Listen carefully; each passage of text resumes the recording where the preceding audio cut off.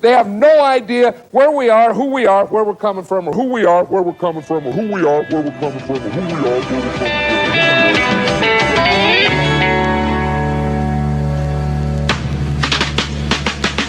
Hey!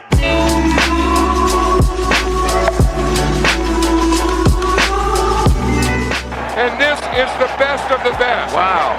That is football.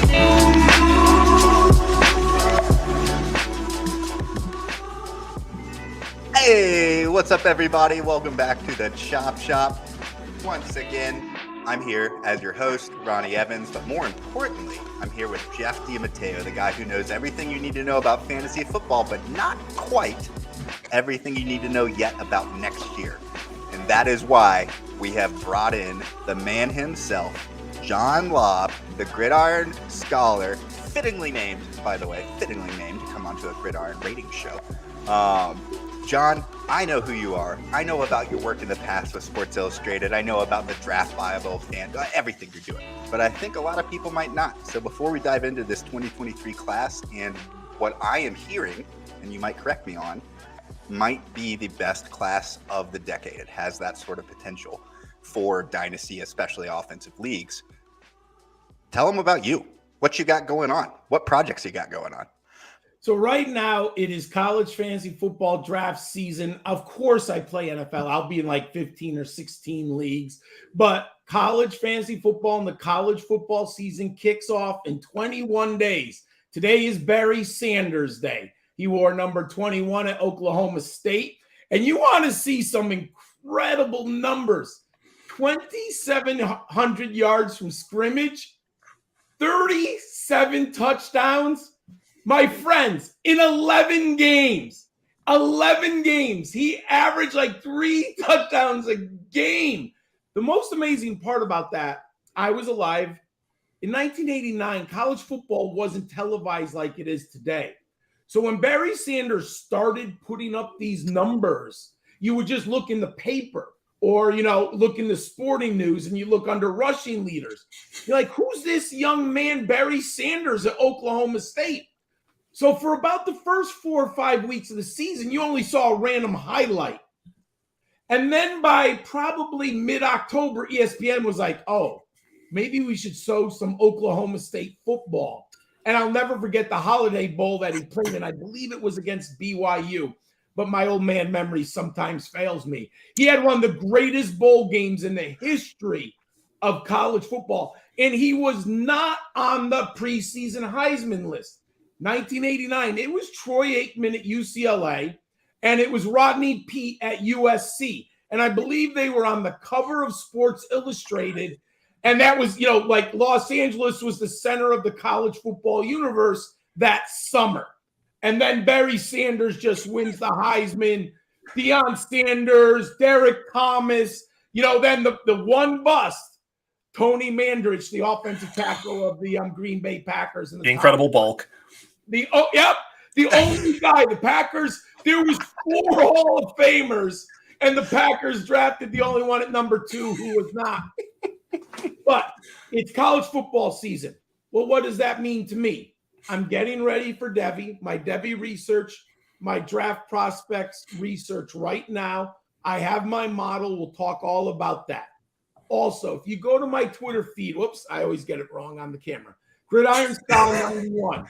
Hey, it's linked in the show bio as well. Okay, thank you. On my Twitter feed, we are going to the Kings Classic, and we are having a live college fantasy football draft with myself and 11 other CFF experts in Canton, live 10 in the morning on Saturday. You can come visit us. You can hang out with us. Also, we're also broadcasting live. But why I bring that all up, we are doing a charity fundraiser for St. Jude's Research Hospital. Everything I do on Fantrax is free. The Kings Classic to watch is free. My player rankings are free. My videos are free on Rookie Big Board. Anyone who wants, please go to my link, donate anywhere from $1 to $10. We get 100 people to do that today. That will help some children and some families. Our goal is 2,500, and right now we're at about 1,600. So we're Nice. close. Please go there and feel free to make a small donation. That's all we ask. We're really doing this for the kids and families. Well, I'll tell you what I'll do, John. When we get done with this show, I will get that info from you and I'll add it to the top of the show link. So anyone that's watching, if it's live right now, I don't got no links, baby. But if you're watching and this is a replay, click the link. Go donate some money. Thank you. Thank you. Yeah. Yeah, it's a good cause. Well, and that's what John's always been about. I've known you now for almost 5 years. Yeah. You've been doing this for what, almost 3 decades? So this will be my 34th season of NFL fantasy football. Ironically, the first season I ever played was 1989, the year we just talked about. Here's the crazy part. First 3 picks in the draft, Randall Cunningham, Dan Marino, and Jim Everett. And I think the 4th pick was Boomer Esiason. None of us understood like late round quarterback value, none of that stuff. Barry Sanders, and we had a 3-player keeper league. Barry Sanders was like a 7th round pick. My friend John, who's still in the league, we still have this league, 34 years, 5 of the original 8 owners are still in it. John had Barry Sanders until he retired in 1989. Never, because it was a 3-player keeper league, and we still go on to this day. And you always keep 3 players. And he had Barry Sanders his whole career in probably one of the greatest fantasy picks ever. Because in 1989, no one understood rookie running backs, the value, and all that. So and this is my 15th or 14th, I forget. Let's say 14th season of college fantasy football. Well, that's why we got you on, man. You've been doing this for longer than I've been alive, which is just ridiculous. Well, that's incredible. Again, so are you still doing the draft Bible stuff? Oh, yeah. So what we'll do, it's on the rookie big board. But right now, Matt and I are doing college fantasy football stuff and Devy kind of. But we're working towards again, we come out with our draft, our preview series, draft seminar, that comes up in February. Nice. Excellent. Well, it looks like a couple people have popped in to say hey and give you some love, John. I'm not airing your laundry out for everyone, but you've had a tricky couple months here, and hopefully, thank you. I tried to rally some troops to pop in and tell you how cute you were. So we'll see a few more to pop in. I mean, you're at least the 3rd most handsome guy in fantasy football, right? Oh, like that's you know. At least the 3rd most on this show. Yeah. We can give you that. Well, I'll tell you what. Let's do a quick roundtable, and then we'll dive into that 2023 class. I'm super excited to hear about your process. And typically, our shows go for like an hour to 2 hours. We're not doing that today.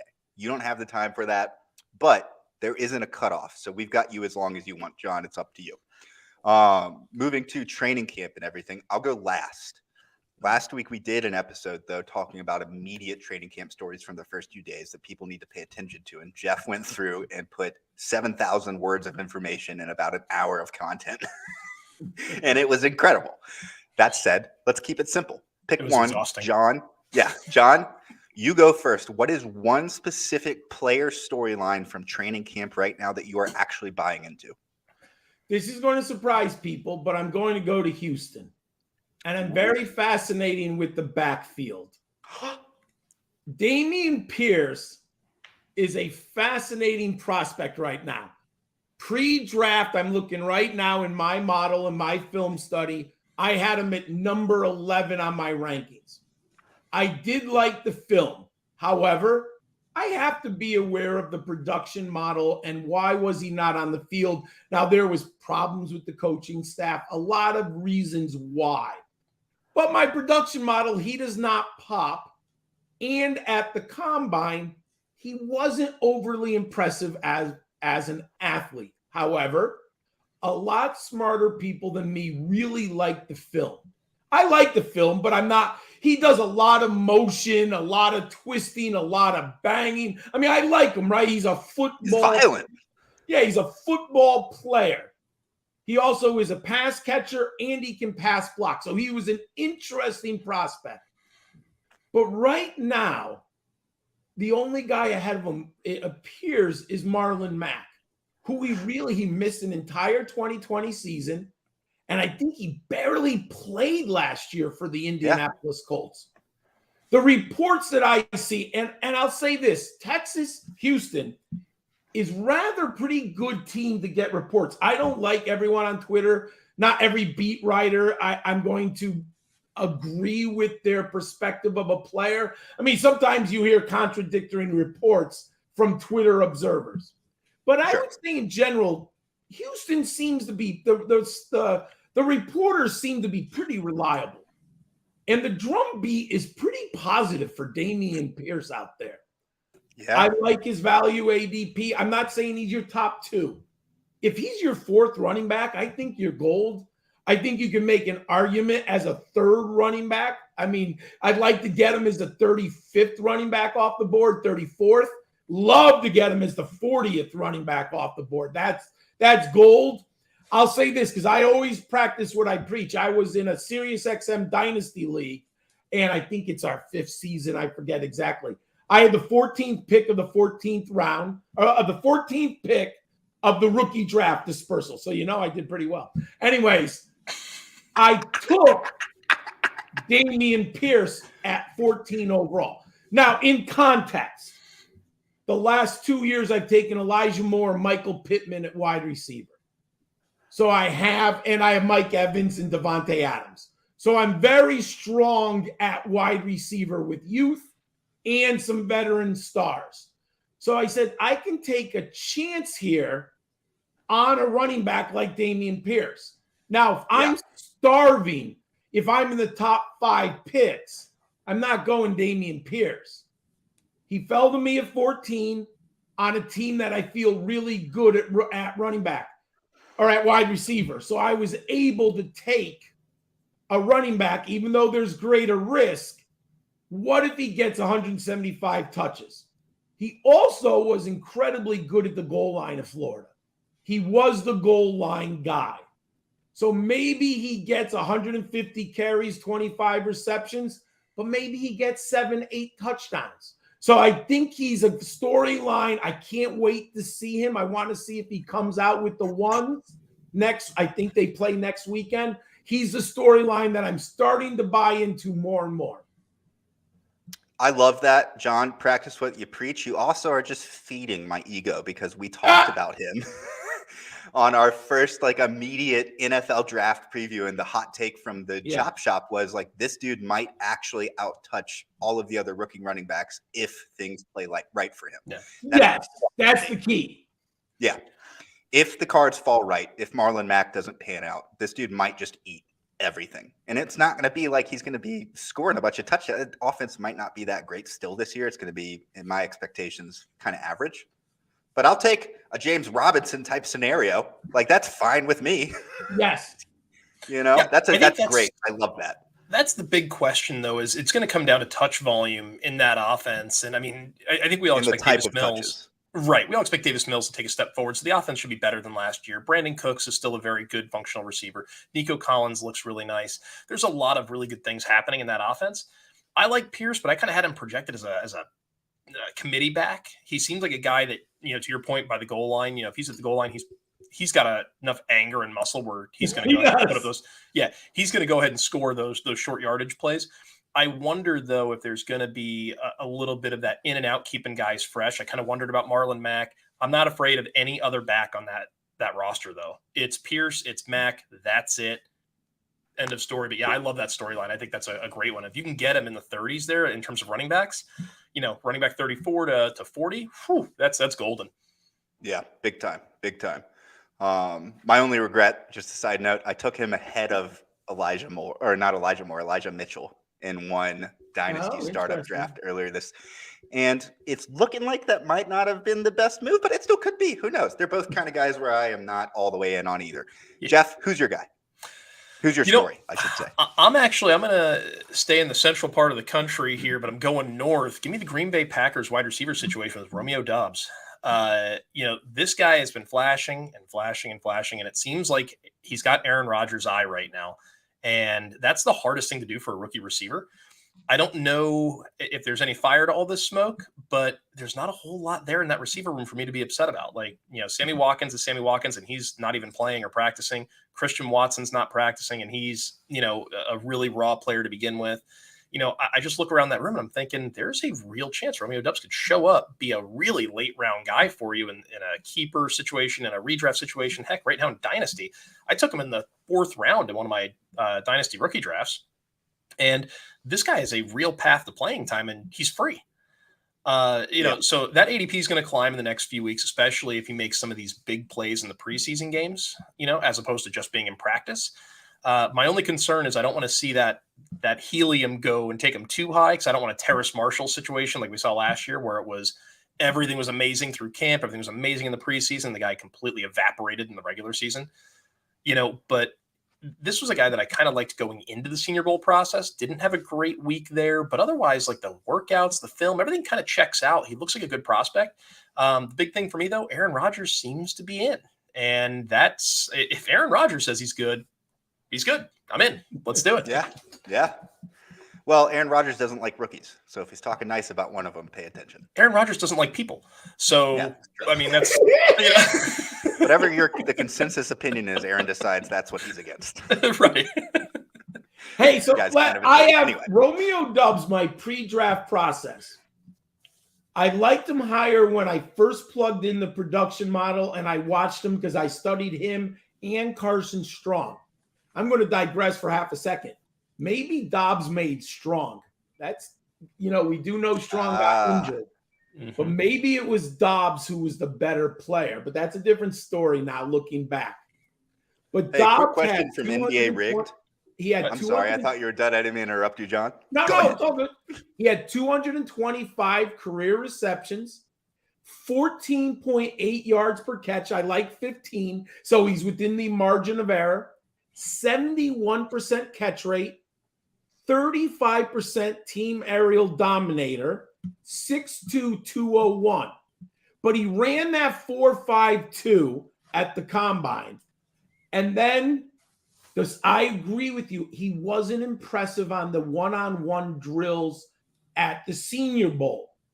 But maybe a little coaching up, maybe learning how to use his hands, maybe playing Z instead of X. There, maybe the coaching staff figured some things out. So I'm very interested in him. I agree with you, Jeff. Quick question from NBA Rigged. Are we projecting Dobbs to have better stats this year than Christian Watson? I am not going to answer that because I don't know either direction. I'll let you two give it a take. I haven't adjusted the projection model yet. I want to get through at least one preseason game before I start. If the hype is true, then of course. Yeah, if the hype is true, Dobbs is going to out-touch him, and that'll be a no-brainer. Yeah. But right now, I mean, considering draft capital and all that, the Packers don't want to see Watson fail. So when he's fully healthy and ready to practice and they can start polishing him back up, the story could change. But right now, I prefer Dobbs over Watson. Jeff, I have a question for you. What you were about to throw in about Dobbs, is it super important because we're already at 18 minutes? I was just going to say that I would love to see him being used in a position where they move him around a little bit. He's a bigger player who can actually get open in space. So keep an eye on that. See how they move him into the slot. See how they play him on the perimeter. Because if they try to put him out in that spot, like in a Devontae Adams type role where he's the primary one, I don't think he's polished enough on those outbreaking routes and those comebacks and things to be that guy. But I'd love to see him in a slot role, or even as a Z on the opposite side of the field. Let him be the backside read, because he can really dominate taking people deep and get you on the in-breaking stuff. Agreed. I say agreed because I trust you guys. I frankly did very minimal research on Dobbs this year. My takes on this class, for the most part, stayed in like the top 20 or so guys that I was looking at, and did some casual research on the back end. That's why I'm here with you guys as the in-between of the laymen in this industry and the experts. So I just want to throw in, and I'm not going to ramble, I just want to give you context, John. Have you looked at my Twitter recently? I don't think. I mean, I when it pops up, I notice. I wouldn't expect you to go out of your way and look at Ronnie Evans's Twitter just because. You're better off, John. It's okay. Yes, it's okay. If you did, you would see that like 90% of the content for the last 2 weeks has just been about Skyy Moore. Skyy Moore is the truth. We've talked about him 50 times on this show. I like to take a little bit of not needed credit and say that, GR was one of the first outlets that was pushing this early in the draft season. But the truth is, like, John Hansen had him in his projections in March as wide receiver 35 or something. So we're not here first. I just feel like it's cool. But that man, if you go through the 30-second run through of the 40 minutes of content we've done on Skyy Moore, hands through the roof, route running through the roof, physical profile, get lost. Look at the last 10 rookie hits over the last 5 years and tell me about their height. Ignore the physical profile stuff. That is Russell Wilson all over again, just at the wide receiver position. I'm tired of hearing about this sub 6 foot nonsense from people.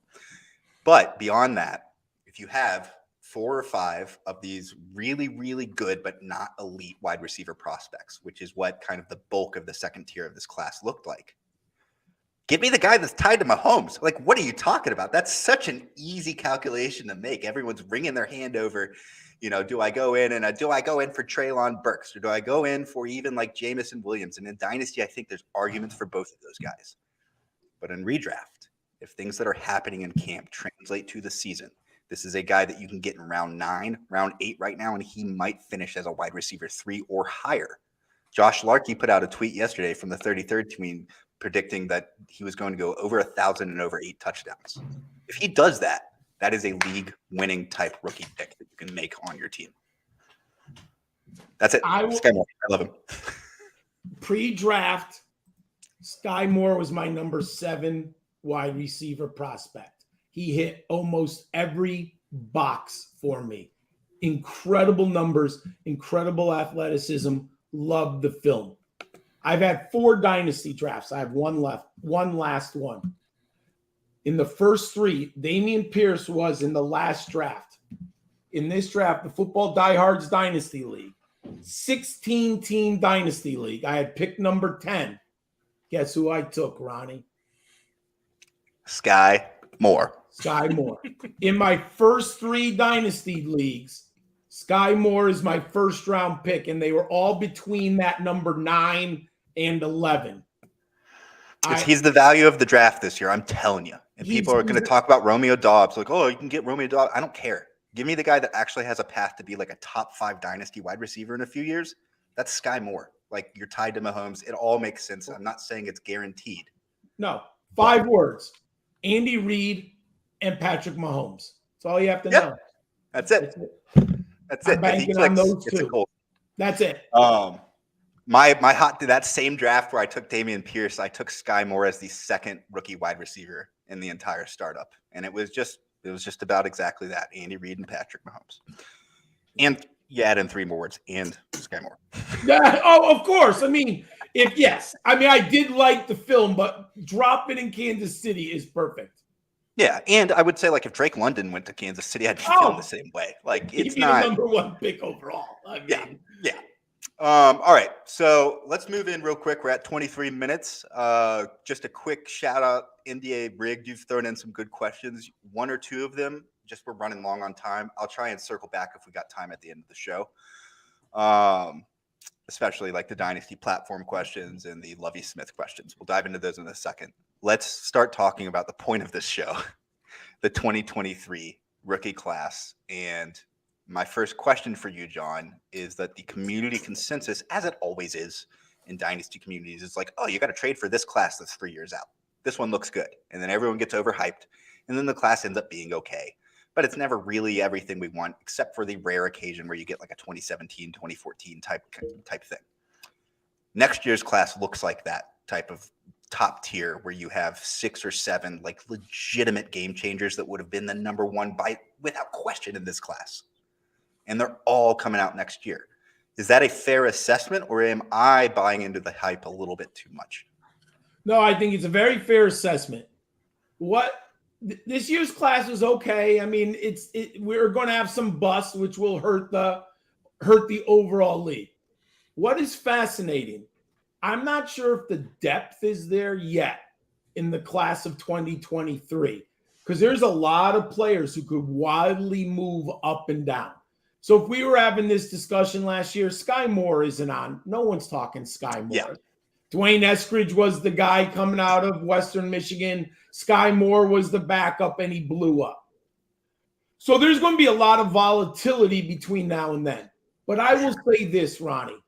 There are 8 guys at the top of the board, barring a disaster, either ACL injury, some type of devastating injury, or just they would have to have putrid production. The top 8 picks is where you want to be. If you really want to be solid top 6, I get it. But in Superflex draft, we had a terrible, terrible pool in Superflex this year. Coming up could be a very deep pool in Superflex drafts. Now, the quarterbacks have to work themselves out. And right now, I think there is interesting depth. Now, there are 2 stars who, barring something crazy, are going to be legitimate top 2 picks in the draft. We can argue Will Anderson if he should. I might make the argument Will Anderson's the best player in college football, but the quarterback position seems to exceed the pass rusher, defensive end. So I get that, unfortunately. But Will Anderson might be the best player in college football. But the 2 quarterbacks are so strong in Superflex. They're going to make everyone else stronger because value is going to come down the board. Also, there are legitimately 3 quarterbacks who could work their way into the first round of the upcoming draft. If the NFL draft takes 4 or 5 first rounders, that changes everything in a Superflex draft. We had 1. And I was not overly high on Kenny Pickett. He was number 4 in my pre-draft rankings. Now, in fairness, I had Malik Willis at number 2, and obviously the NFL didn't like him as much as I did. But, so if you get 4 NFL quarterbacks in the first round, now, we need some players to take a step up. But there is that potential. And what does that do? That just, if you have pick number 6, you have pick number 9, there's going to be value with the wide receiver and running back position, my friends. I think it's a top-heavy draft with the quarterbacks. I'm not willing to give the depth there. There's too many players who go up and can go down, and how many Skyy Moores are going to rise between now and the NFL draft. I'm going to go with 2 or 3. I mean, that's going to dictate everything, right? Damian Pierce, no one was talking Damian Pierce last summer. Right. He wasn't even on my college fantasy football top 70. Like, I don't even think he was drafted in the Kings Classic College Fantasy Football League. So I'm now, having been the old curmudgeon, I understand there's so much volatility and movement still to happen in players. You brought up the quarterbacks, and we're talking about Superflex. Obviously C.J. Stroud, Bryce Young, kind of That's the 1A, 1B. I should have said that. Those are the 2 guys. So they're the guys. But let's just say, hypothetically, just play along with me here. If we were going to get 2 more quarterbacks out of the first round, are we thinking maybe something like Tyler Van Dyke out of Miami? And who would be the 4th guy, you think? Who's another guy you like that could sneak into that spot and provide a sneaky value? So, Jeff, I do not have Tyler Van Dyke as a 3rd right now. Oh, okay. I love that guy. I'm not as big of a Van Dyke guy as other people. He's my number 9 Devy quarterback. Oh, dang. Okay. But that includes sophomores and freshmen. So there's, this is Devy, not class of 20, but I'm focusing on 2023. Sure. I have right now Devin Leary of North Carolina State is my number 6. Okay. And Will Levis, I like Will Levis out of Kentucky more than Tyler Van Dyke. Really? The reason is his rushing upside. Mm. Will Levis is your mobile quarterback. Now, the NFL, I would not be surprised if they prefer Devin Leary over Will Levis because he might have a better arm. But Will Levis is, I think, the better dual threat prospect at the quarterback position. I have Levis 7, Leary 6, and I have a surprise quarterback in there I think Ronnie wants to ask me about. Yes! Let's go, baby! Yes! I knew it was coming. I knew it. Go Vols. Go Vols. So Ronnie's alluding to my number 5 Debbie quarterback. Wait, let me cut in. I got up earlier to go see if I could find my Tennessee Vols mug to bring it up for this moment. I couldn't find it. He's finally snuck into the national media top 10 conversation. When I started promoting Hendon Hooker, we're talking about the Volunteers quarterback. When I started talking about him in May, right after the NFL draft, no one, Mel Kiper, Daniel Jeremiah, the big names, did not have Hooker in the top 10. Now I'm starting to see Hooker crawl into that 9 and 10 range. Now I'm more bullish. He was a 4-star prospect coming out, and he went to Virginia Tech. Now he lands at Virginia Tech. Beamer's leaving, senior, and it just has not worked out with Norvell, the coach. And unfortunately lands at a Hokies school and program that is on the way down. So his numbers weren't great. He's 6'4", 218. I don't think people understand how big Hendon Hooker is. He's bigger than Devin Leary. He's in the same boat as Will Levis. Will Levis is 6'3", 222. Hooker's 6'4", 218. We are talking legitimate NFL size and a 4-star prospect. He comes to Tennessee. I don't understand how they played Joe Milton week 1, but that's another story for another day. Me neither. I think Hooker started the second game. He produced a 30-touchdown, 3-stat line. I'm sorry. You cannot play in the SEC and go 30-3 without doing something right. I actually love Hendon Hooker. I love that you brought him up because Ronnie was telling me about Tennessee football last college football season. Yeah. And he's like, you got to go watch some Tennessee games. It's fun to watch because of Josh Heupel and all this coaching and all the way he spreads people out. And he got me. So he got me. So I tuned it in on ESPN or SEC channel, whatever I was watching it on. And I will say that was a genuine, that's a football advice that I gave, not because I'm a Tennessee fan. They were great last year. Yeah. Well, it's Josh Heupel. Sorry, Jeff. I didn't mean to interrupt. Yeah, no. And it was funny because I go and I turn the game on and I forget who they were playing that week. But I was like, man, who's this kid that's playing quarterback? And it was Hendon Hooker.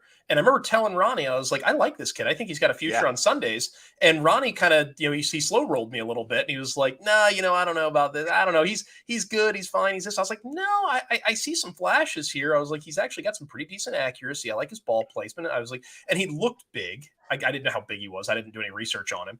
I was like, I like him. And then I watched 3 or 4 more Tennessee games. And I was like, this Hooker guy is really good. I like him a lot. He has a lot of growing up to do. I want to see a little bit more. But for what I saw last year, considering that Tennessee team shouldn't have been good last year. Like on paper, they shouldn't have been very good. Bottom 3 roster in the SEC. Right. And I thought they played really well. And I really liked what Heupel was bringing. I really liked what I saw from Hooker. And I was like, this is a program that's on the upswing here. And I like the Hooker kid. I was like, let's see what he does next year. I'm pretty excited. When he came back into the program. And I'm like, damn, this is going to be a guy to watch. I still kind of had I'm one of those guys you referred to earlier about Tyler Van Dyke. You don't like him as much as some other people. I am some other people. I am some other people. I got to get that on a t-shirt. I am some other people. But Hooker's a guy where, he's certainly in my top 6 as I think about it. Like when a lot of people still like DJ Uiagalelei from, and I don't even know if I'm saying that right, from Clemson. I didn't like anything I saw from him. It was really tough, but I really wanted to see what, Keaton Slovis brought back to the party. I really wanted to see where we were with JT Daniels at West Virginia. Like there were some of these guys that were like supposed to be bigger names that were supposed to do some things and they transferred and all this. But after the top 2 studs, I'm like, well, I like Van Dyke. I like Hooker. I like, you mentioned a handful of really nice names there. The quarterback position is going to be really interesting in 2023, but I know we're running low on time, so I'm gonna stop talking about quarterbacks. John, can you give me a 45-second answer to the question that's on the screen right now? How's Hendon Hooker's legs? Which NFL would you comp him with? I think he means NFL quarterback. Yeah, 1,649 yards rushing in his career. Unbelievable with his legs. I do think he's in a position like Jalen Hurts leaving Alabama, going to Oklahoma. Hurts was not on people's radar. The one difference that I will say right now, every report ever about Jalen Hurts is he was an outstanding leader of men. Like teammates loved him, coaches loved him. Right. I'm starting to hear that drumbeat with Hooker, but it has not been as prevalent. And Jeff alluded to it. He needs a little growing up to do. The thing about Hurts that was unique was he was a leader 18 at Alabama, and he's always been. I was a huge Hurts guy. I own him in 3 of my 5 Devy leagues. It was a no-brainer in my book. Hendon Hooker is in that bucket. Before Hurts exploded at Oklahoma, he needs to explode, but I like him a ton. I think that I'm actually lower on him than both of you, despite being a Tennessee fan. And that is only because I believe in him, but I get really hesitant about players that break out as late as he did, come into the NFL at the age. He's going to be 26 at the end of his rookie season. So there is that. Yeah, he was class of 2018 in high school. But I'll tell you this.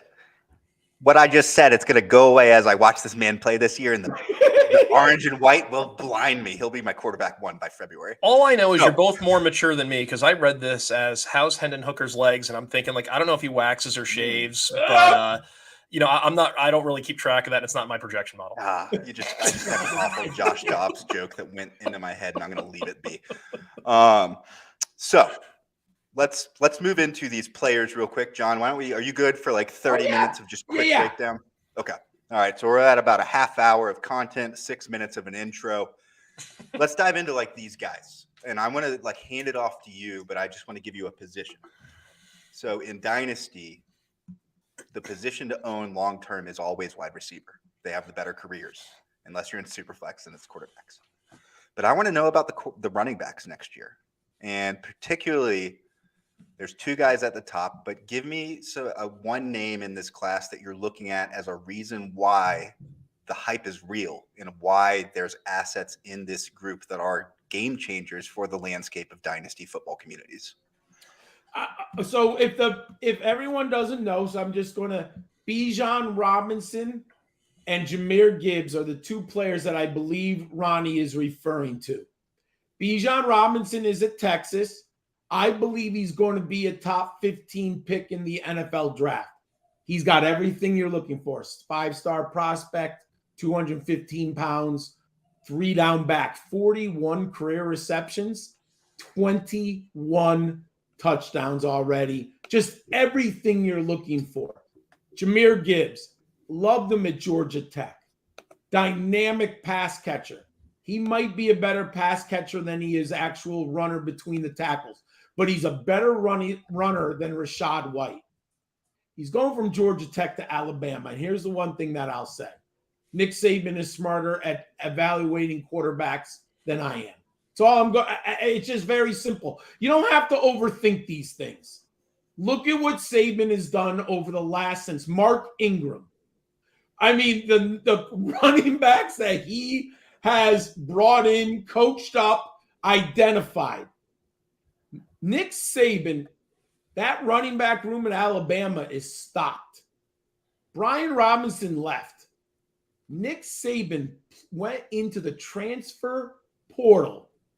And of all the guys in the country that he could select, he took Jahmyr Gibbs from Georgia Tech. I'm in. I'm done. I loved Jahmyr Gibbs before, but that's when he was a Yellow Jacket. Saban's smarter than me at running back. I was going to say, yeah.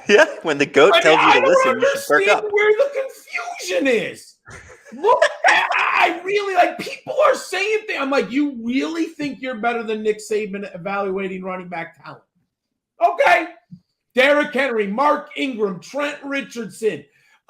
Who's the guy who was the Packers? Oh my God.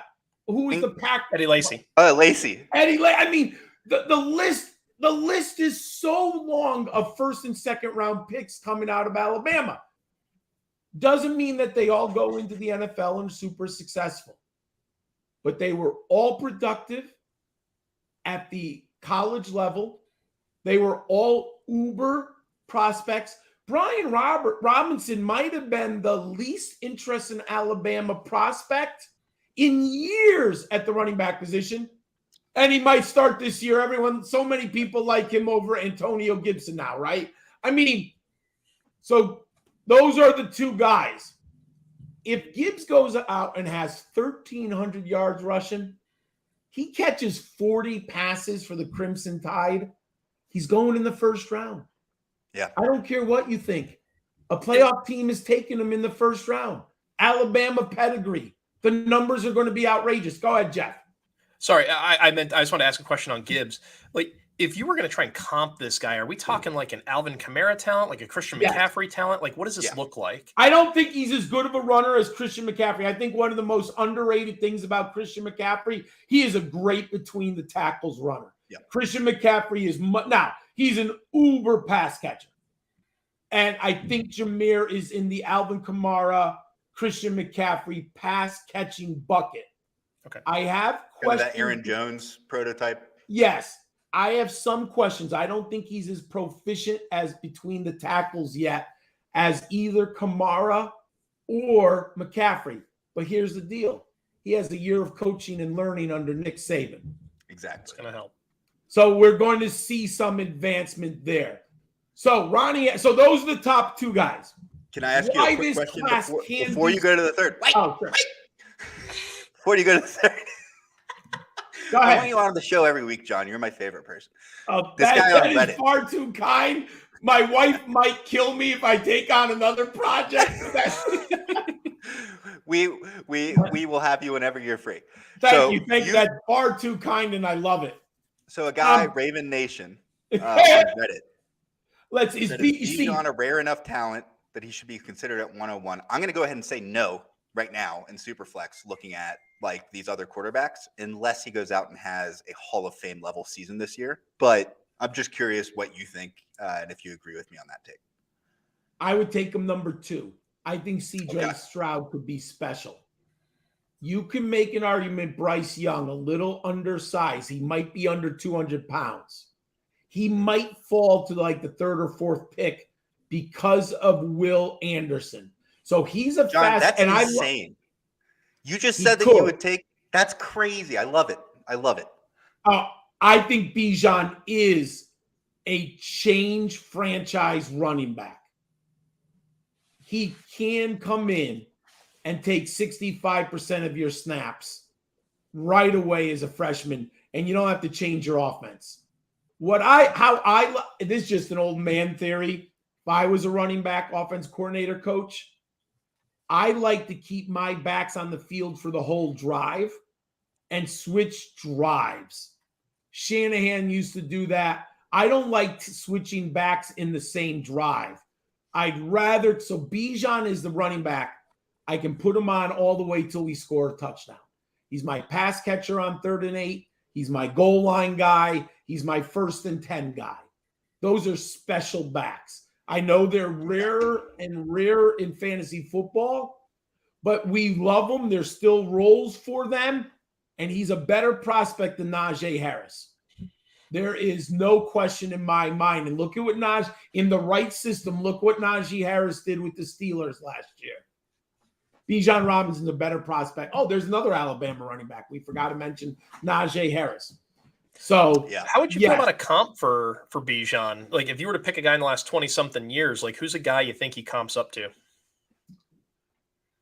Pass catching Eddie George. So Alvin Kamara with Eddie George. Jeez Louise. Do I have permission to break Twitter with that statement after the show? You can do whatever you want. I mean, now Eddie George might be a little bit more physical, but I think the similarities are unbelievable. I actually was looking at him because he has been nicked up a little bit at Texas. He's had a little bit of issue staying on the field. In the games I was able to watch and the snaps I was able to pick up from him, I kept seeing these flashes and I kept like, man, I feel like I'm watching LT at TCU again. I feel like I'm watching a little bit of Tomlinson here. And I want to say that, but Tomlinson was so special. I tried. He really was. Go. I mean, 400 yards in a game. Yeah, Tomlinson was legit, right? He was a totally different animal. He was unbelievable at TCU and in the end. Now, he landed with the perfect coach with Schottenheimer.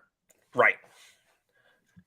So I guess the answer to this question is potentially like this. The question here is he the type of guy that could be a 101 of the QBs if he goes to a team that is going to feed him and utilize him in the way he should be. 100%. If he goes to the Patriots, probably not. No, I would not. So, but let's take it to the craziness. What if he goes to Tennessee Titans and Vrabel? Oh my gosh, he's the 101. Yeah, that there's a very good chance on that.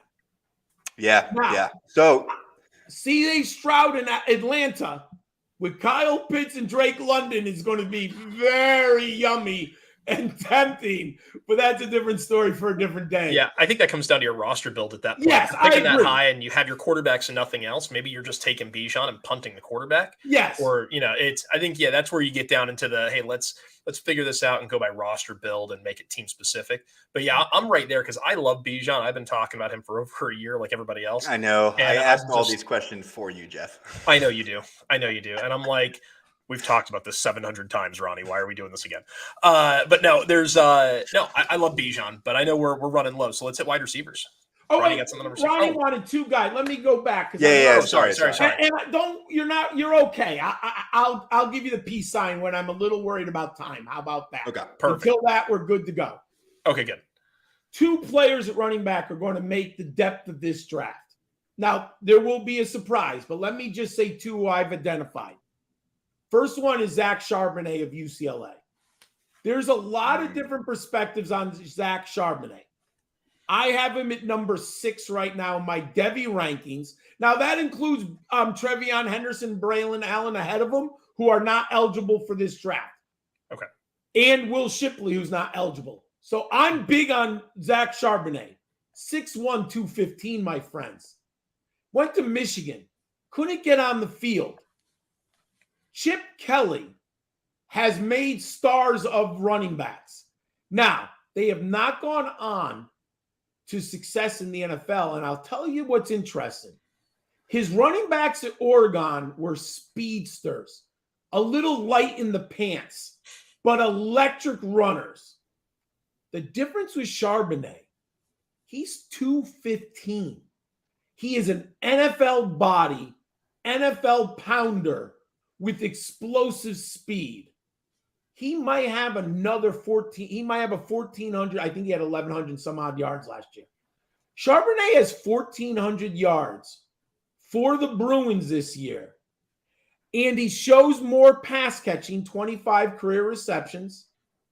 He could be a day 2, late round 2, early round 3 draft pick. So Charbonnet's very fascinating where he ends up. So I'm very into him. I like the film. Noted. The other one, Zach Evans at Mississippi. He's going to be such a fascinating because he's underperformed at TCU. He's 5'11", 195. Is he going to get over 200 at the weigh-in? 5-star prospect. Here's a fascinating stat. 7.3 yards a carry. Unfortunately, he hasn't had a lot of carries. He's going to a Lane Kiffin offense that made Devin Singletary. Now, I think he's been at Mississippi 3 years. The first 3 years, I will say, he has not had an elite running back prospect. Jerrion Ely, Scoop Connor, that's the young man at Jacksonville right now. Scoop Connor, yep. Mm-hmm. They were nice running backs, but they were not elite 5-star prospects. Zach Evans is a 5-star prospect. He made Devin Singletary at Florida Atlantic, my friends. Lane Kiffin fed him the ball. This year, he has a transition at the quarterback position. He's bringing in Jackson Dart. He loses Matt Corral. Well, what do? You run the football. You protect that young man at quarterback. I think Zach Evans is another guy who might catapult up draft boards. Now, I have him in number 9 in my Devy rankings. I need to see more. You know what I need out of Zach Evans? A 225 carry season. I need to see that he can be the bell cow in college. But those are the two guys who are really, to me, are going. And then there's guys like, Tank Bigsby, Sean Tucker. But these are the two guys, Zach Evans and Zach Charbonnet. If they have the seasons that they can achieve their ceiling, they're going to provide depth in this running back class. Fantastic. There's one name he didn't mention, actually. Sure. What about Deuce Vaughn? How do you feel about that guy at K-State? So I am going to burst everyone's bubble. Okay. I'm a sizist. I think Deuce Vaughn is one of the most exciting players I've ever seen in college football. Okay. But Jeff, he's 5'6", 172. The odds of him being a day 1 or 2 pick are astronomically against him. And I love the young man. I can't argue with the film. I can't argue with the production. He has a news motion. He is everything you're ever looking for in a running back. But, Jeff, I can't ignore the NFL-like size. It is I think he's a gadget player at the NFL level. I can't sit here. I can't be all in on a guy who's 172 pounds. Look, could he be the outlier? Absolutely. I'm not against identifying outliers, but I'm not betting on outliers in Devy and Dynasty football. Fair enough. Because his price is too. People like him. Man, I'm an NFL coach. If I am I banking on a 172 running back? No, not a chance. Well, and I brought him up for the reason that I think he's already kind of overpriced in the eyes of the Dynasty. Oh my God, yeah. And so that's where I was like, well, you brought up a lot of really interesting names, and I feel like that guy everyone's going to be reaching for is that Deuce Vaughn type. And I'm like, if I'm not able to get Bijan in the first few picks here, I'm probably going to wait and grab a guy like, Charbonnet or some of these other guys you've already mentioned. Yes. But that's why I wanted to just throw it out there and get that, that contrasting take against some of these other guys here. I'll tell you what his ceiling could be. Duke Johnson. Is that really a guy you love to have? Dookie. Not really. Right? That's fair. All right, let's move on to some wide receivers here. I'm going to throw out the 2 names. Actually, I'll give you 3. So the 2 names that everyone should know if they're paying any attention to Dynasty discussions is Jackson Smith-Njigba and Butte. But Jordan Addison is the guy who took all the headlines this offseason. And there's still like 3 or 4 other guys that are pretty captivating. So I'm sitting here looking at this class next year, particularly from the wide receiver front, and it feels more top heavy this year. But there's like 3 to 5 guys that I genuinely don't know if I would take anyone in this class over, like in the 22 class. Oh, JSN, Butte, and Addison are unbelievable. Now, I don't think Addison's as good of a prospect per se. Also, Drake London went number 10, and he's big. The NFL likes size. Right. I love Addison, but he's in that Jahan Dotson, Garrett Wilson, Elijah Moore bucket. First-round talent. But is he going to be in the top 10? I don't think so. Sure. I think he's going to fall. Now, I've made this statement, and I'm going to repeat what I said a little bit about Dobbs and Carson Strong. I said, and I've said this with my teammate on the ITL College Fantasy Football. We did a preview show, Scott Bogman. So this is not new for me. I've said this before. I think we're going to look back in 3 years, and we're going to go, oh, yeah, it was Jordan Addison, not Kenny Pickett. And the one thing I said when I was scouting Kenny Pickett constantly, oh, my God, Jordan Addison is so wide open every day. There were plays that Kenny Pickett gets the pass completion, and he scrambled, and he made the throw. So there's value in that.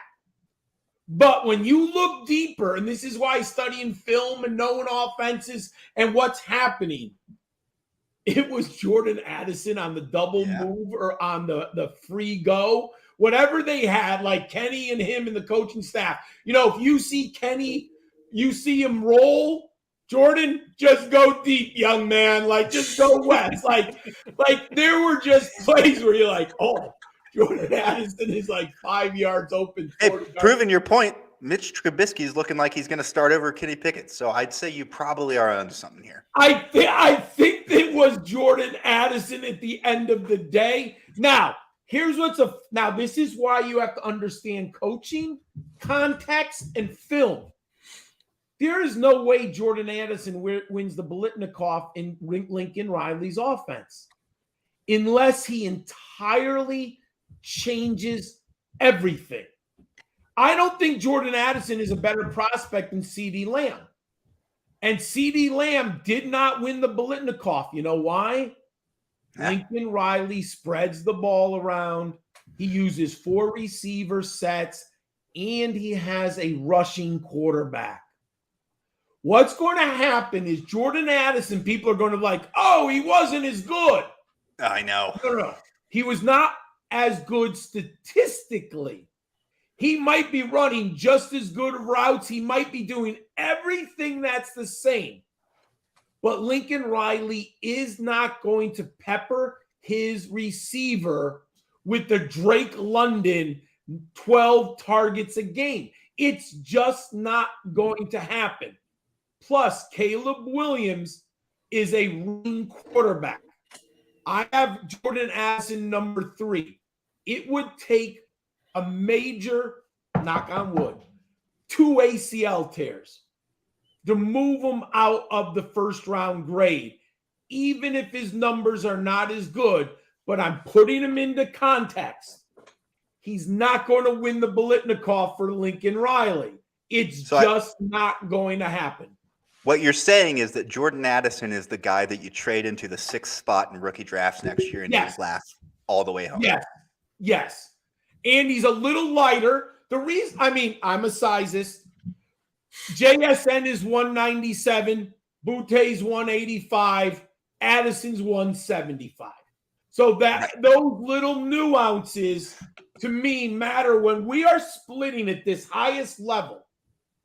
There are you've got to look at other factors. Where do I go? And Addison was the alpha male in an offense that just fed him the football. Yeah, I'm with you. And the only reason I brought him up because he is not on the level of those other twos. He's very good. He's the next tier.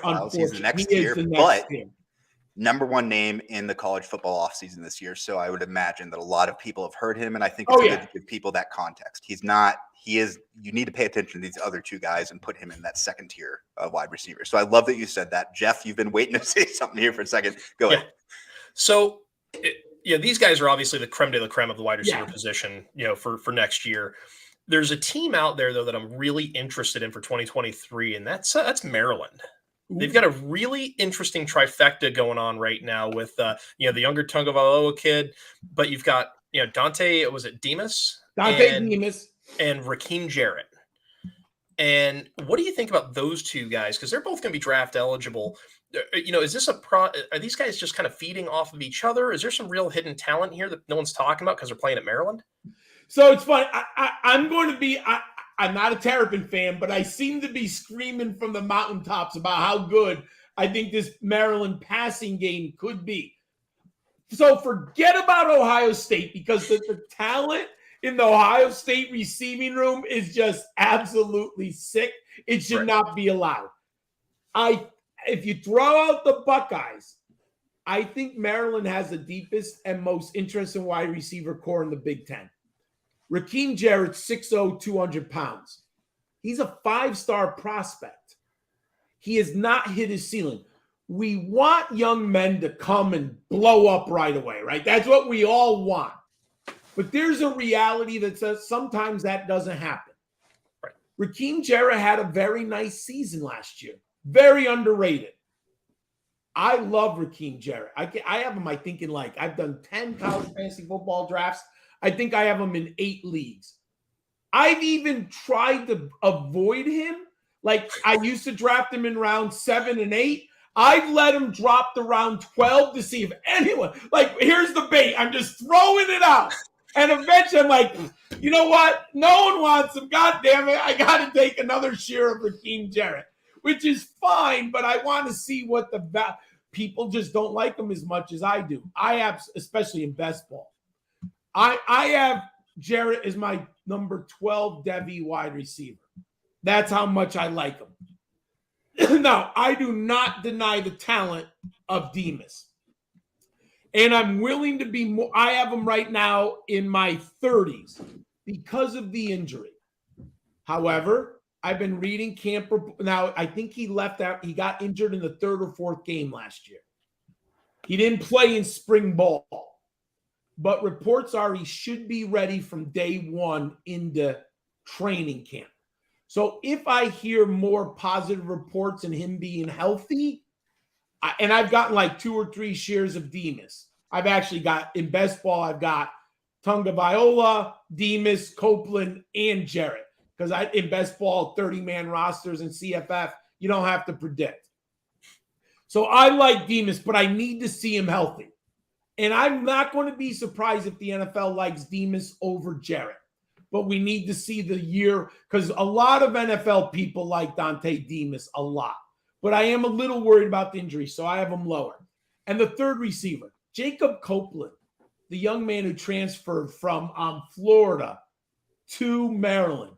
He's a legitimate college player with some NFL upside. Man, they are loaded, my friend, at wide receiver for the Terrapins. So when I'm not watching my Cyclones, I got to go ahead and watch Maryland. Got it. Yes, when you're not watching the cycle. Hunter Decker's, you must be fired up. Hunter Decker's interesting this year. Yeah, I try not to get too excited because every time I get a little excited, they find a way to let me down. So yeah. Well, what you need to listen to, John, I'll DM you a link to it on Twitter, is some of the conversations we had where the resident Iowa State Cyclones fan is poo-pooing on the Breece Hall hype that everyone's all about right now. I'm just not as hot on him as everybody else. I love the player, I do, but there's a lot of things in the situation we need to consider. Yeah, it's not about Breece, it's about the situation for sure. Yeah, you're the Jet. It's the Jets, which is a legitimate. It's Michael Carter. Yes. Look, I'm just terrified for the curse of Blair Thomas, and I don't want to see that happen to my guy. Okay, there's and John knows all about what I'm talking about here. He can go back like I can and talk about this. One of the greatest games that no one will ever talk about, when Blair Thomas and Penn State upset Notre Dame. I think it was Skip Holtz was the coach, and Blair Thomas in that game, one of the greatest individual performers, which catapulted, I think he was the 3rd pick overall by the Jets. And Blair, but you know what? Looking back, I now understand. I wish I thought differently when I was younger. It was the system at Penn State. Paterno highlighted the running backs. He always had good offensive linemen. They had good schemes with the run blocking, because all those running backs, almost all of them, failed at the NFL level. Well, let's do a real quick. I'm Sure. looking at your rankings right now, John. I'm seeing Xavier Worthy up here at 5. Tell me a little bit about him, what you're so keen on, and that is a name that I actually have not seen that high on a few other people's Devy rankings. So the first thing, and this, so I'm always open-minded to exceptions to my rule. Yes, I'm a sizist, but Xavier Worthy's 163. Now he's a true freshman. He's a true freshman. So maybe, and I think there's a study. It was either by Josh Larkey or one of the guys at Player Profiler. I heard it on a podcast a while ago. The average college player gains like maybe 10 pounds. Like, it's easy to say but the reality is they don't, most of them. Now, there are the exceptions to the rule. So let's say Worthy gets to 170. We now are seeing that the NFL is willing to, with these uber athletes with quick twitch ability and burst, that they are willing to draft the uber athlete in that scenario. Ronnie, what I saw last year, Xavier Worthy is a true freshman, dude. Playing, I don't care. You're getting on the field 981 yards, 62 receptions, 15.8 yards with no quarterback. Look at the quarterbacks that Texas is playing out there. And the offensive line is in the bottom 10 in college football last year. He did look at, man, the quick twitch, his ability to get off the line of scrimmage, but that's only half of it. His ability to take the top off the defense was unbelievable for an 18. I think he was 18. Maybe he was 19. Is he draft eligible next year? No. Okay. So he's going to be class of 2024. All right, let's move on then. But he's a Debbie. I shouldn't have brought him up. No, it's all right. He's a Debbie guy. I'm looking at your Debbie rankings. I can't pay attention. Oh, sorry. It's all right. All good. I'll talk about anyone any day. We're at an hour and 5 minutes, John. Keep going, brother. And normally you're taking the Jeff DiMatteo role, because normally on this show, what I do is I'll bring in my takes, which are 70% at best of what Jeff can offer knowledge-wise, and I let Jeff kind of run with it and round out all of the information I can't provide. We have now been in the Ronnie Evans role this entire episode, letting you do that for us. So it's been great, actually. It's amazing. I'm enjoying this so much, but I don't want to take up your whole afternoon. So without going into a long diatribe, which you're very good at, and I'm not negating those. No, I understand. The tight end room next year is fascinating in some levels. But can you give me two guys, kind of like you did at running back for wide receiver before we jump into tight ends, that just you feel like might rise up into that first round top 8 consideration? The 2 wide receivers I think are going to give us depth or not. Yeah. Cedric Tillman, Tennessee. My friends, I'm SEC biased. And I didn't grow up as an SEC fan, but I cannot discount the talent at wide receiver that has come out of that conference over the last decade. Once the SEC, they were always good at wide receiver, but they ran the ball. Once they've embraced these new offenses and throwing the ball, and they're recruiting the uber athletes at this position, it's just unbelievable. Cedric Tillman, 6'3", 214. Holy crap. That is huge size. Now, a little bit of a late bloomer, and there's going to be early breakout analysis that says, I don't like him. He didn't break out at 18 or 19. Sorry, he was playing with Jeremy Pruitt. What did you want from him? You see, this is where context matters.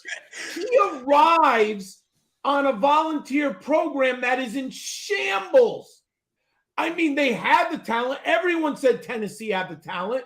They had no quarterback, and the coaching staff was, I'm just going to be kind, terrible. Yeah. Putrid. So what happens? He stays. And they bring in Josh Heupel. Boom! That's context. I can't say the young man didn't break out. It's hard to break out when you are in shambles. You got to understand the program that he walked into. Once they gave him a program with the system and a coaching staff, man, he was unbelievable. His career, 16.7 yards a reception, 14 touchdowns in a terrible school. The film is great, people. He is a yak monster. He beats SEC cornerbacks. This isn't Conference USA. He's not beating American Athletic Conference. He's beating SEC cornerbacks and safeties on a regular basis. Unbelievable. I have him at number 7. I think. Well, I was hoping you'd bring him up because I saw that and my jaw hit the floor a little bit because ageism is a factor with him. Yes. It's going to be the same problem with Hendon Hooker. Tennessee, though, they've done exactly what you should do. When you're rebuilding a program, you keep the veteran talent and you kind of help them be coaches in the locker room. Yes. So that all makes sense. But for dynasty people, the context of that's going to get lost. They're going to look at the 24-year-old age, then they're going to freak out. But I will say, just because he's one of the only guys that I've watched every single game of in next year's class, he is a very, very good prospect who is a prototypical NFL wide receiver prospect. He is not an elite prospect, though. However, if you want context on how important he is as a prospect, when Hendon Hooker came back, And then Tillman said he was going to come back. That is when Paul Feinbaum, the SEC network, everyone else said, all right, it looked great. But Cedric Tillman's coming back. Hendon Hooker is a dark horse candidate for the Heisman now. He is. It was not about the team. It was about Cedric Tillman's return and being that weapon. And that tells me everything you need to know about the importance of that guy and his potential in the NFL. Yes, I think the NFL is going to love Cedric Tillman. You know what? They're going to see that size. They're going to see SEC pedigree. He's a much better prospect than Velus Jones. I mean, he's so much better than Velus Jones. And Velus Jones wasn't he a third-round draft capital? Like, he is. Well, it's the Bears. Yes. That's not real capital. Yeah, not real draft capital. But, like, he is so much better. I mean, he might be a second-round draft pick at the NFL level. The other guy. Now, we're going to go outside your classic programs. Zay Flowers. If you are looking for this over-the-top, take the top off the defense, Z slot receiver, motion, second or third receiver. He's not an alpha. I don't think you bring in Zay Flowers to be your alpha. He's your secondary receiver.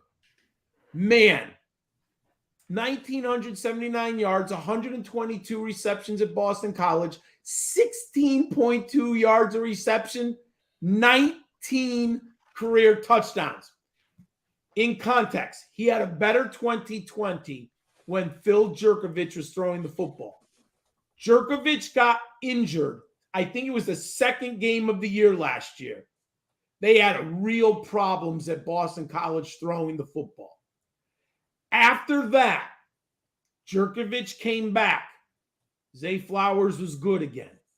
You read everything out of the Boston press. You read everything following Boston College. They are getting so excited about this Jerkovich to Flowers connection. Flowers could be peppered with that silly 10 targets a game. You look at the Boston College depth chart. Boston College does not have a lot of other offensive weapons than Zay Flowers. Jerkovich and Flowers could, and I say could, realm of outcomes now, it's minute, but they could have that Jordan Addison, Kenny Pickett season. Sure. Not likely, but in the ACC, with their team, the way it's constructed, playing from behind often, probably going, this ACC is loaded on offense. You're going to have to score points. I know the Eagles don't want to, but sometimes as a staff, you're forced. The other team scores 2 quick touchdowns, right? Oh, no, we got to throw to Zay. I'm a big Zay Flowers. I have him at number 9 on my Devy rankings. He could move up to a second-round pick at the NFL level.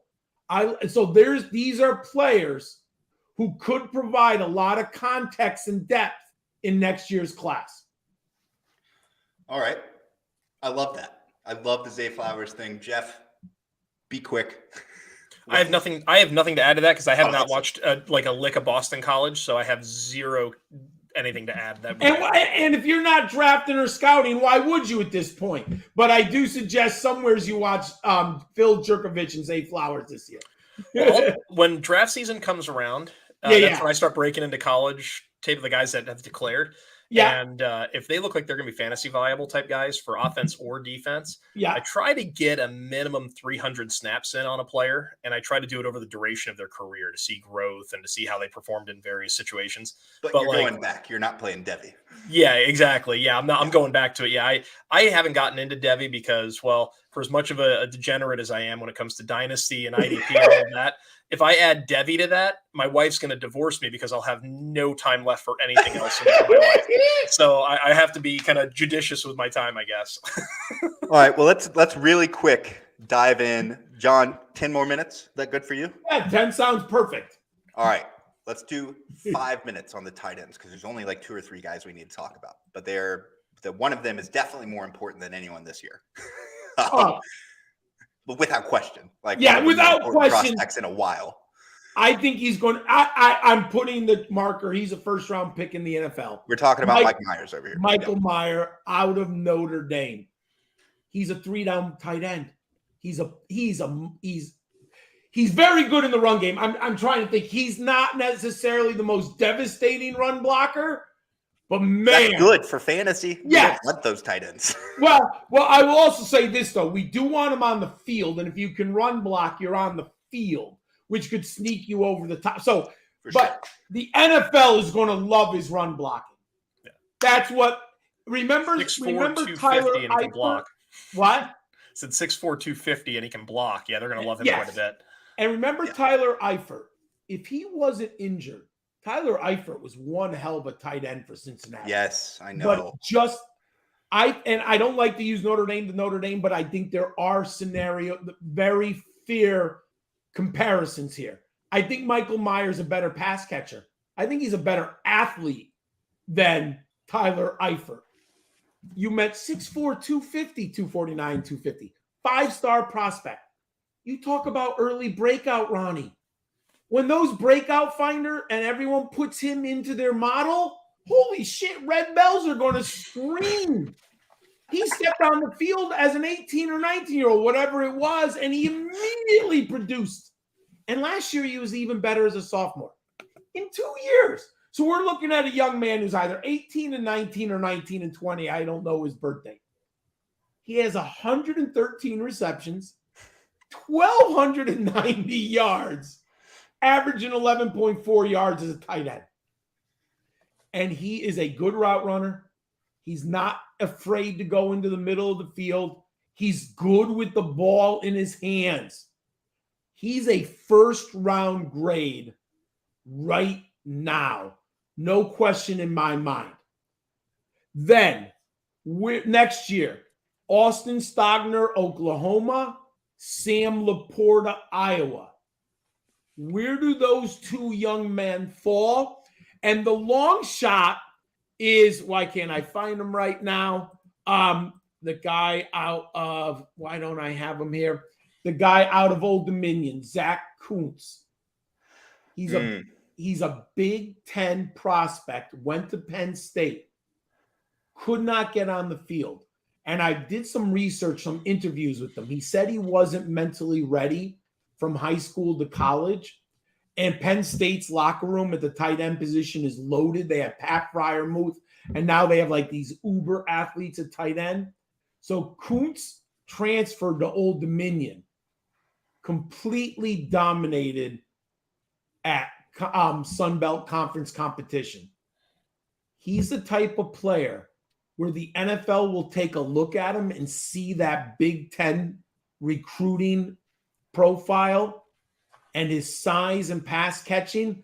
They might like him. So if we get Stogner, Laporta, and Kuntz to rise up, they could make the tight end position stronger. Now, I do like Bowers and Trigg, but they're not eligible yet. So that's why I'm not discussing those two. They're the class of 2024. Myers is the gem. The ceiling is Zach Ertz. That's what I don't think he's Travis Kelce, but maybe in the right system he could be. I just don't think he's as athletic down the field as Kelce. I mean, Kelce's such a great route runner, 30 yards down the field. I don't know if Michael Myers is that. Oh, Albert Gilbert. That's a great question. Eric Gilbert, sorry. That was going to be my question, was about the UGA tight ends, Gilbert and Darnell Washington. I was curious to see how that and looked. Ignoring Brock. Yeah, well, Brock's so my problem with Gilbert, and I'm glad the young man has turned his career around. Anyone knows he was probably the highest ranked tight end coming out in decades. Yeah. Went to LSU. It did not turn out well for LSU. Don't really know the full story. It's kind of shady. You know, like what happened, we don't get 100%, but we do know in the classroom was a challenge for Gilbert. He seems to have gone to Georgia and turned his career around. However, I haven't seen the production yet. Yes. So I'm looking with skeptical eyes and hoping for the best. Is the physical talent there? Yes. Is the high school profile there? Without question. I've got to see him play a full season, and I'd like to see the young man make at least 40 receptions in a year. Now, the NFL might like him a lot more than I do right now, but I have my questions because I need to see it. You know what I don't understand with him, and this is a little personal bias, but when he was being recruited, he didn't come to Tennessee because why would he? And then we saw what Josh Heupel did last year, and when he opened up his recruitment to transfer, he ended up going to Georgia like the year prior, whatever it was. And he's sitting there. He's not probably going to get 40. If I had to bet, that's not, and not because it's even him. It's not the Georgia offense. They already have another guy in front of him that they're using for that. And I look at it, and I'm like, all right, well, like, how much money did they offer you to come there? Because it doesn't make sense for your career. I don't know why he didn't go to a different SEC school that needed the immediate impact tight end, or why he didn't go to a place like Tennessee where he would have put up 1,000 yards and 10 touchdowns this year. And so it's one of those things. And Jeff and I had talked off air the other day about Zamir White, and there's a little bit of a theory that he and I have brewing about Kirby Smart and the way the Georgia offense operates that actually subdues production for elite players at different positions. And I wonder if we're going to see that a little bit with Gilbert, and if he comes in the NFL and pops and people look back and they're like, well, where was this in college? Why didn't it happen? And I think the context is there if you look hard enough. But I don't know if he's going to be good in the NFL. I haven't seen it yet either. Yeah, I can't tell you that there's not enough film to say if he's going. I mean, yes, on the high school profile, it was impressive, but I haven't seen it yet at the college. Could you imagine if he had gone to Tennessee this year? Or Ole Miss, or like any of these high-powered offenses? What if he went to Iowa? Or he went to Iowa? Tight end. Yeah, I just don't understand the Georgia move unless there was a lot of this involved. Well, isn't he originally from Georgia? Like, he might be a Georgia prospect. Yeah, I think it was a going home thing for him. Yes, I think so. Oh, I think Eric Gilbert, you're the best. Right. I'm sorry. Yeah, I think he's from here. What about Darnell Washington? Just before we wrap up here, like, that's another guy that it's like, what do we make of this guy? Yeah, I mean, so system. we have so much talent in the Georgia tight end room. We're going to have to rely on projections at the NFL level and athletic skills at the combine. I mean, I can't tell you. What if Washington gets more snaps than Gilbert? I mean, like, I know Brock Bowers is going to get a lot of snaps and targets, right, but we don't know yet if it's Washington or Gilbert getting the number. Now, I think they're going to use a lot of 3 tight end sets, but then who's touching the ball in those 3 tight ends? It's very complex, and anyone who tells you they know exactly what Kirby's going to do with that 3 talented players, yeah, I think so. Yeah. 6'7", 260, 265. Yeah. Though, that guy's an absolute monster. Like, yes, but Brock Bowers beat him out. I mean, so I mean that's hard. Why was he beat out so easily by Brock Bowers as a rookie or freshman, I should say? Well, and that's a great question. Unfortunately, this is pure speculation, but you mentioned a little bit in his interviews. I love that he's honest about his mental health. That's it's a mental. I don't want to. But I'm someone that struggles with that stuff, and I know that I am not going to walk into a profession and immediately be the best guy because of my limitations internally. Yeah. So it might be something where we're looking at Eric Gilbert and his ceiling is capped a little bit, unfortunately, because of what's between his ears. And if that's the case, there's nothing wrong with it. No one should slam him for that. Just acceptation. I'm not saying he has a mental disorder or anything. It just sounds like we know between the ears stuff initially when he got in. And if he's still figuring that out, it could explain a little bit about what's going on in Georgia. Yeah. All that notwithstanding, I'm still pretty bullish on this tight end group compared to, say, 2022. Oh, my God. Oh, yeah. Definitely. And so, 2022 was like 6 or 7 guys that were all the same for the most part that were probably B-level prospects. Right, exactly. Like, even Trey McBride, who was the guy I liked the most out of the group, like, he's still not an elite level prospect. Oh, he's not even in the conversation of Michael Myers. No, he's not even close to Michael Myers. Not even remotely. And as we look forward, and John, you'd probably speak to this better than I can, but 2023, 2024 should be 2 pretty loaded tight end classes, comparative to what we've seen the last, say, 5 or 6 years, right? Oh, yeah, because, I mentioned Bowers, Michael Trigg, if he hits his ceiling at Mississippi, Gavin Bartholomew at Pittsburgh, 6'5", 260. Look at his freshman year, 28 receptions, 326 yards. That was only because Addison was out there keeping everything open. Or whatever. But I mean, they're going to like him the early breakout ages. When you plug in Gavin Bartholomew, he's going to pop. And Keaton Slovis, he's not an NFL quarterback, but he's good enough to give Bartholomew throws. He's going to target him. All right, let's wrap this up, John. 3 quick questions, 3 quick answers. I'm going back to Reddit. We did a little marketing on Reddit for this yesterday. I talked a little bit about why it's so important for me to come in and get people to give you questions, especially with your return after everything that happened recently to the industry. I want John Laub appreciation to happen all the time, and I got a few questions for you, all right? So one of the users, I posted a few in the chat. One of them was the rare enough talent thing about Bijan. The other one was about Eric Gilbert. I'm not going to post these. I'll read them. How important, this is from Afraid Specialist 45. He's a specialist at being afraid. How important is placement for these so-called elite tier 23 players? So-called. They are elite. And what are the best teams they could fall into considering the current talent on the teams already? I think the second part of that question is probably too much to try to answer right now. But how important do you think the placement is for these guys? And are some of them elite talents that could fall out of the top 5 if they went to the wrong situation? If so, who? Oh, I think placement's going to be a ton. I think why, let's just use the examples. Why we like Skyy Moore was because he landed in Kansas City. Sure. Why Treylon Burks is getting so much press right now is because of the potential opportunity in Tennessee with A.J. Brown gone. The reason why I'm a little bit soured on Garrett Wilson, and he was my number 1 pre-draft wide receiver, but you have Elijah Moore, you have Tyler Conklin, you have Corey Davis. There's question marks, and I like Zach Wilson, but there's still question marks. You have a pass-catching back in Breece Hall and Michael Carter, right? So where are the targets coming for Garrett Wilson? Limits his ceiling. Yes, landing spot means everything. Eventually, the Titans are going to move on from Derrick Henry. Do they go up and get a star-stud running back? I don't think Haskins is the answer. I think he's a number 2 back. Do they get a player like Jahmyr Gibbs or Bijan Robinson? Means everything. All right. Jeff, any comments on that? No, I think he already hit it on the head. I think he nailed it. That was about what I would have said anyway, and you said it better because you're smarter than me. Let's one more. One of these questions, SAS Shampoo. I'll reach out to you. We covered. He's asking about the quarterback evaluation. Just go watch the beginning of the episode.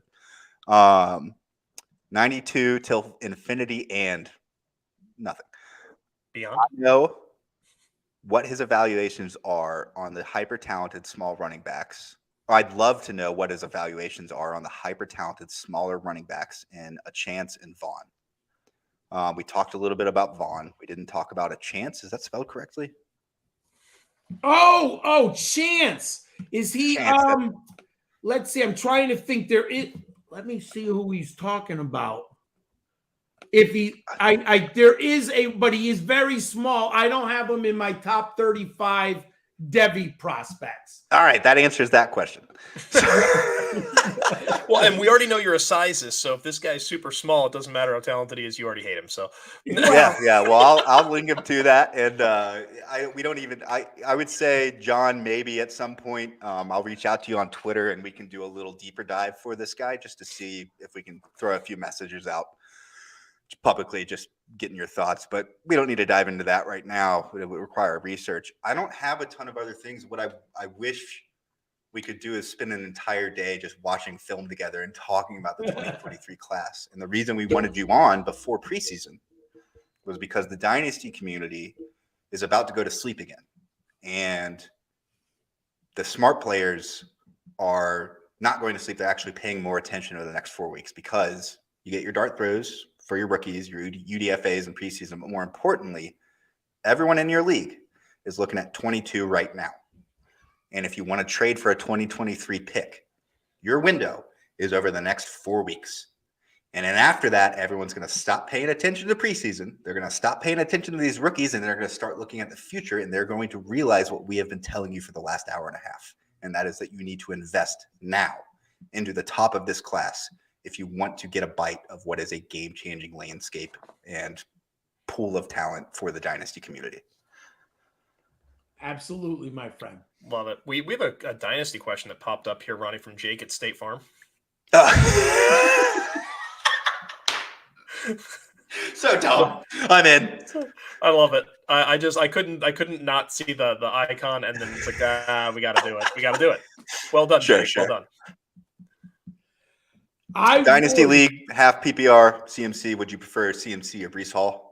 I'm going to sound weird. I'm going to disagree with Jeff. I'm going Breece Hall. Oh, I would actually go with Breece Hall with this too, and you're not disagreeing with Jeff. Well, actually, Jeff. Well, Jeff said he doesn't want to get his hopes up with Breece Hall. Yeah, well, here's the thing. If we're talking dynasty and contracts, my assumption here is CMC is probably bringing a high salary cap number.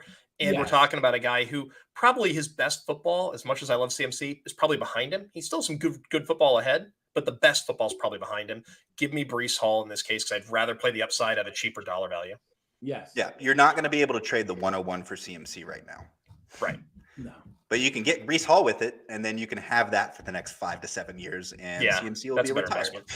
Yeah, so, that's a 100% better investment as Breece Hall. Yeah, in Dynasty, not in Dynasty. Redraft. Yeah, CMC and redraft for sure. Yeah, 100%. Well, John, any final thoughts? Anything else that you want to bring up before we let you go? No, I just want to thank both of you. I had a blast this morning. Thank you for all our listeners. And please, if you get an opportunity to donate to St. Jude's Research Hospital, please do that. Ronnie was kind enough to put the link into the chat, and it's on my my Twitter feed at Gridiron Skull 91. And hey, I hope all of you watch the Kings Classic CFF League draft next weekend. We're live broadcasting, and play college fantasy football this year, everyone. It'll make you a better Dynasty and Devy player. Except for that's Jeff. how Jeff got divorced. All right, gentlemen, thank you. I got my cousins coming over. I wanted to say have a great day. All right, everyone? Hey, thanks, John. Right, we appreciate sounds you. Good. You're Thanks, welcome. buddy. Well, Jeff, Yes, sir. that was great. We'll do like a quick 2-minute closeout here. I just want to give some context to people for what it looks like I'm going to be putting together this afternoon as a little fundraiser for the guy that we just had on the show. John's father passed away 2 months ago, and then a month later, his dog passed away. It's been a really, really rough time for him. And he is, without question, like somebody, I get emotional talking about how nice he is. And especially for me personally, I went through the hardest years of my life over the last 5 years. And John stayed by my side as a friend, was always supportive, and answered any questions I had. And so if we can, as a community, pull together, I'm going to work with a couple other more important people that I am in the industry to push out and pump this weekend a GoFundMe to raise money for John as a thank you, and see if we can't, like, after his 34 years of contributions to this industry, see if we can't each chip in a few bucks and get him a new dog. That seems like a kind, simple thing to do. There's no nicer person in the industry. I mean, it's John Laub and it's Scott Fish. Like, they're probably the two nicest people in the entire industry.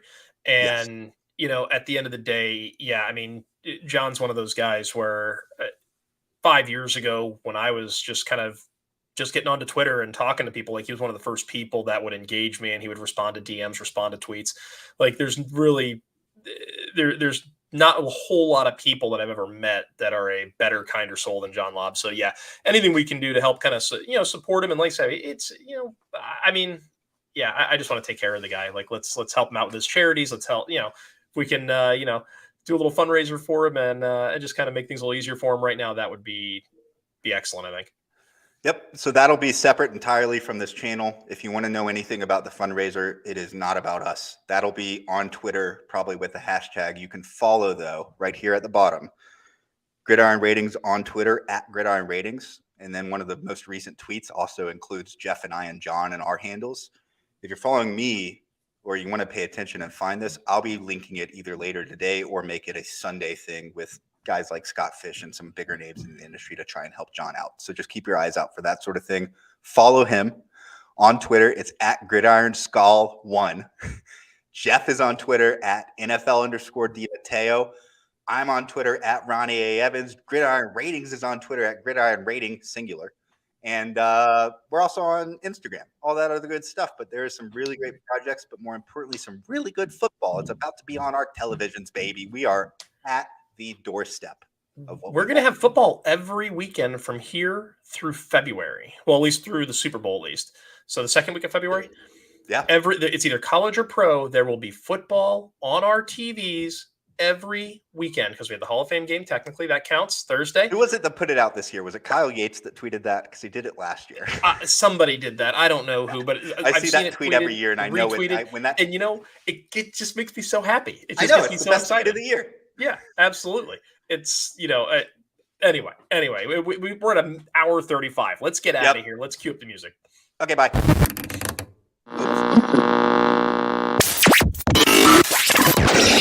They have no idea where we are, who we are, where we're coming from, or who we are, where we're coming from, or who we are, where we're coming from, or who we are, where we're coming from.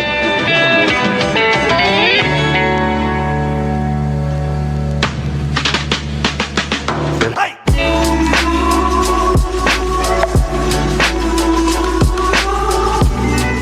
And this is the best of the best. Wow.